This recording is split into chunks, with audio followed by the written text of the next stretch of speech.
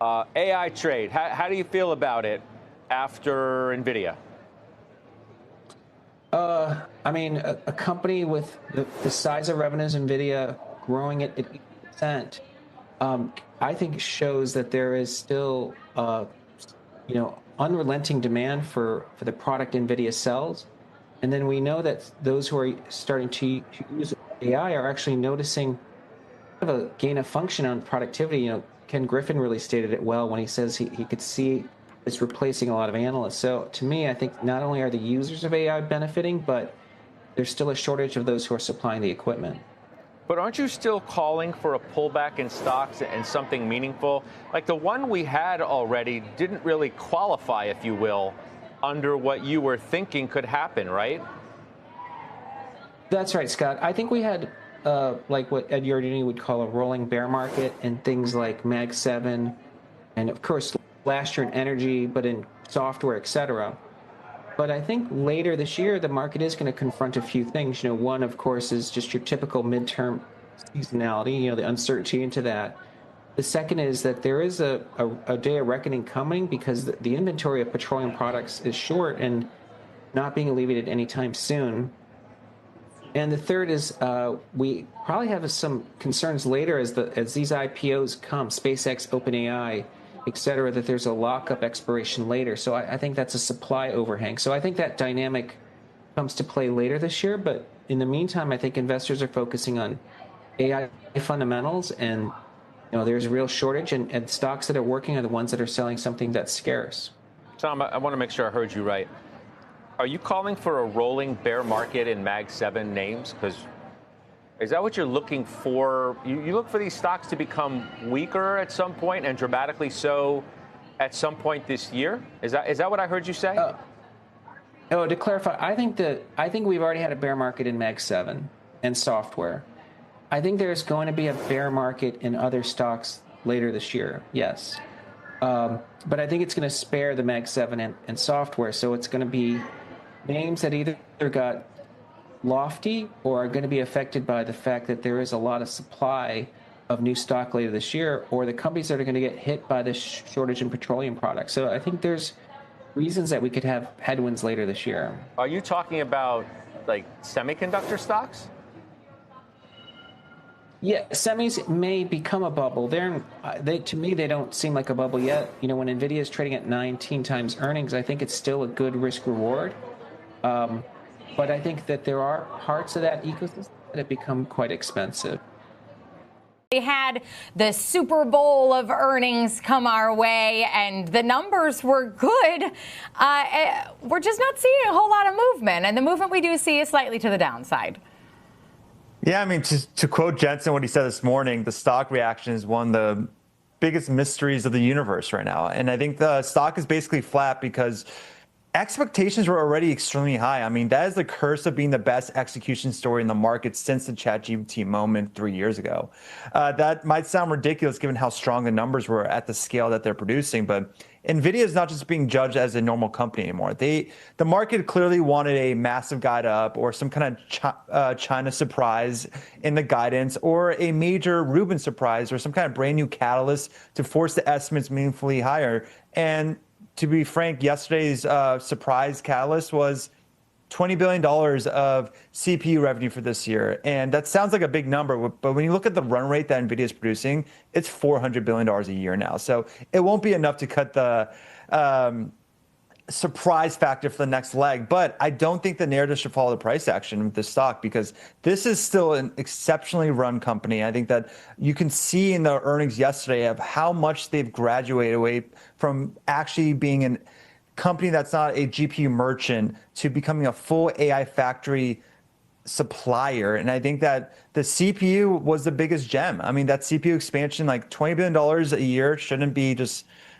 glossed over. Yes, that is just for this year, but Jensen talked about how this is a $200 billion TAM now in a market that the company has never really addressed before.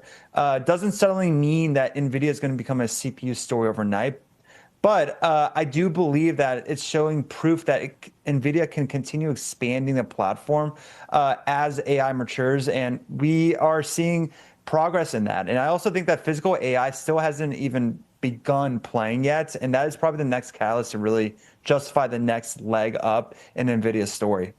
So in every conversation that I've had about NVIDIA, everyone has mentioned the CPU growth opportunity. They've mentioned the diversification, additional channels for growth here. But we're already seeing growth that doesn't have any even historical comps that I can find a basis for. As I look at it, has NVIDIA just become a victim of its own success here? I mean, what is it going to take for the market to get back on the side of positive momentum when it has done nothing but beat and raise in recent quarters?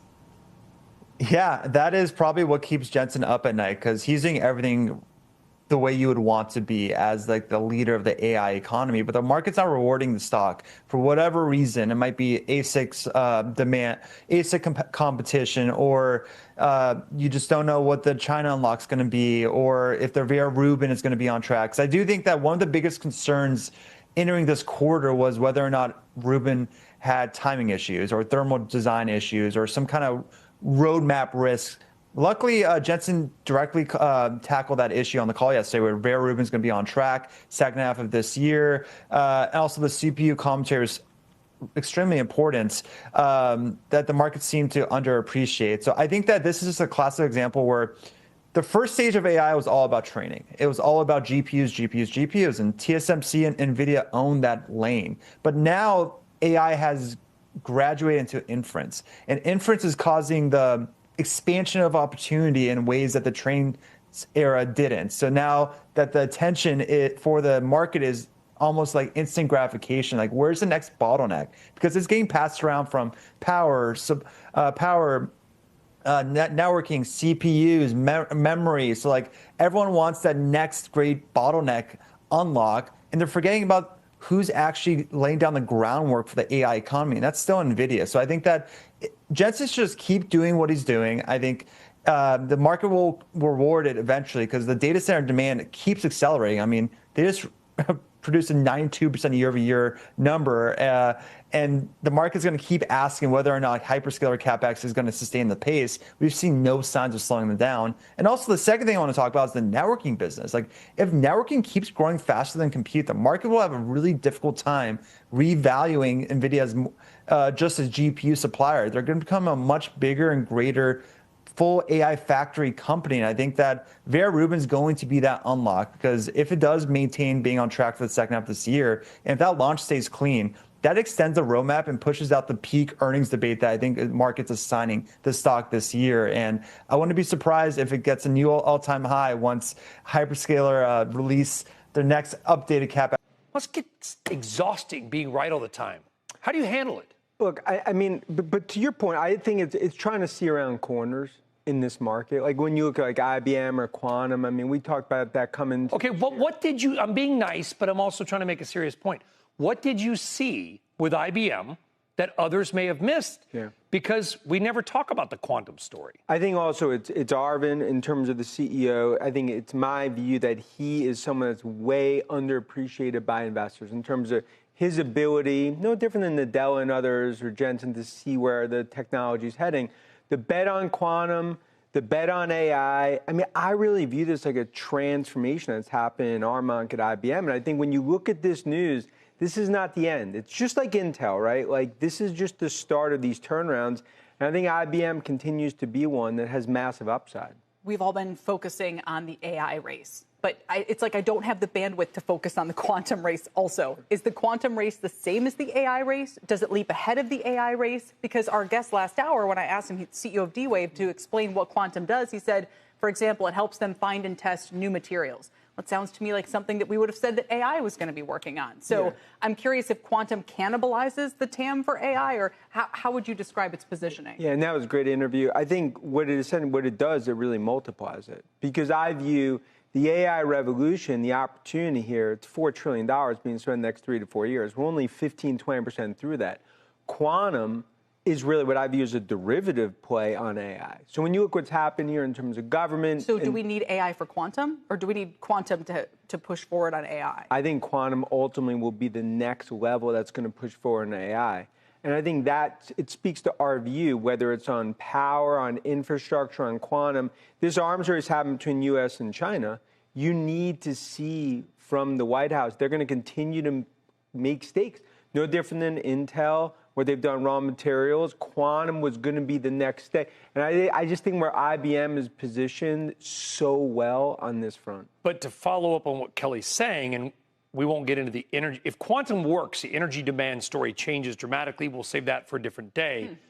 Where are we in quantum? Is it still a fantasy? Are computers running? What's the Dan Ives view on where we stand?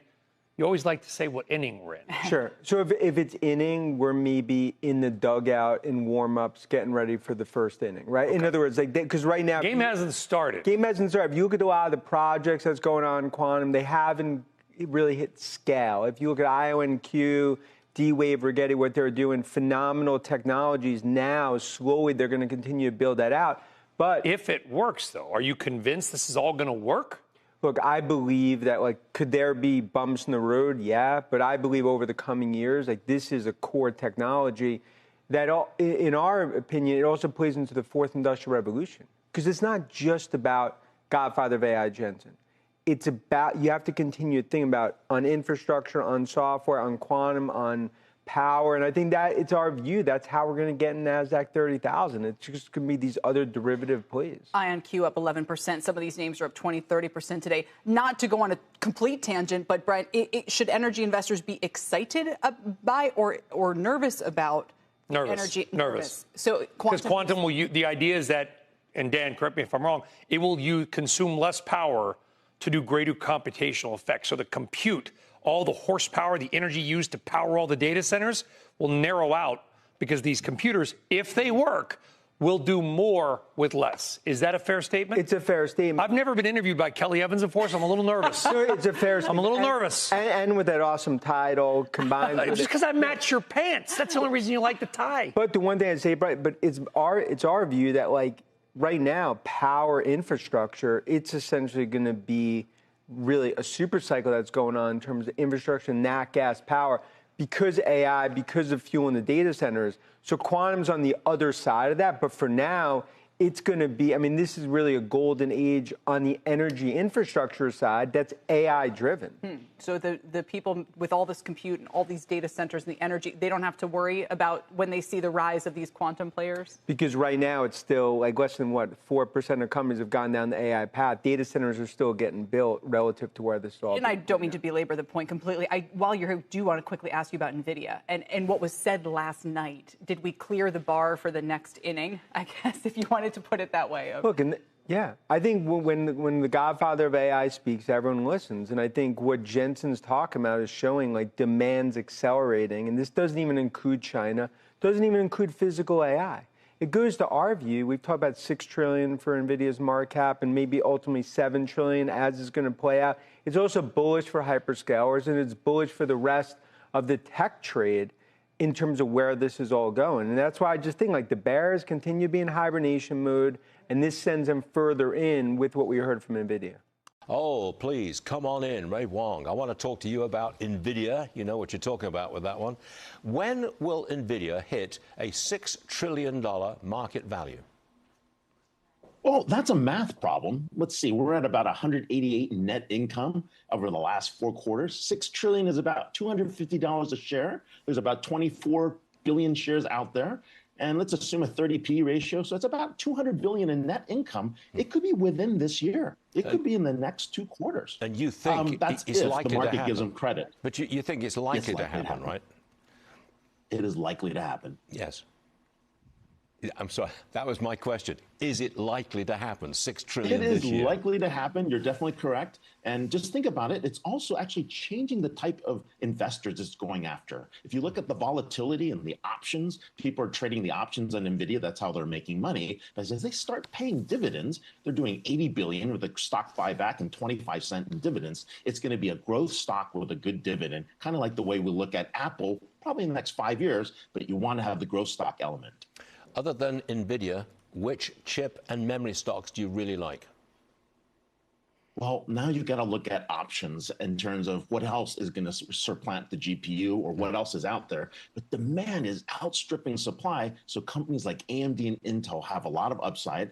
And then there are new chip companies. Their job is not to make really small chips. They're making dinner plate size wafers. Cerebras, for example, is putting and loading up chips in another way so that you get a lot of efficiency. And of course, you got to look at Google with the TPUs, which are revolutionary, which is in the next set, as I said before in the show, like above GPUs is the TPUs, the tensor processing units. Okay, we've got them all down and we're taking notes. Ray Wang, thanks for being with us today. See you again soon. You know it. Now that NVIDIA earnings are out of the way, is the AI trade about to take its next leg higher? Let's ask Tom Lee. He's FundStrat's head of research. Welcome back. So how do you assess this now? We've cleared the way, right? All the AI stuff's now out of the way. We're looking at yields, we're looking at oil, we're looking at the Middle East, but how do you feel about this market when you just heard Chris Harvey at the top of our show saying we're going to have an everything rally that's going to take us past 8,000 by the end of the year? Yeah, Scott, I think the market is pretty healthy. It showed resilience in the face of higher oil, higher yields. But I also think the U.S. is pretty unique because we do have a structural driver for the economy, which is not only is the U.S. the producer of AI, but we are also relatively energy independent, and that's been exposed by this war. And the consumer's in pretty good shape. So, I mean, I think there is a pretty good runway. So I'd agree with the idea that stocks, compared to the start of this year, have more upside into year end. We've got a few things we have to work through as we get later through the year, but I think for now, the fundamentals are healthy, and that's supported by earnings.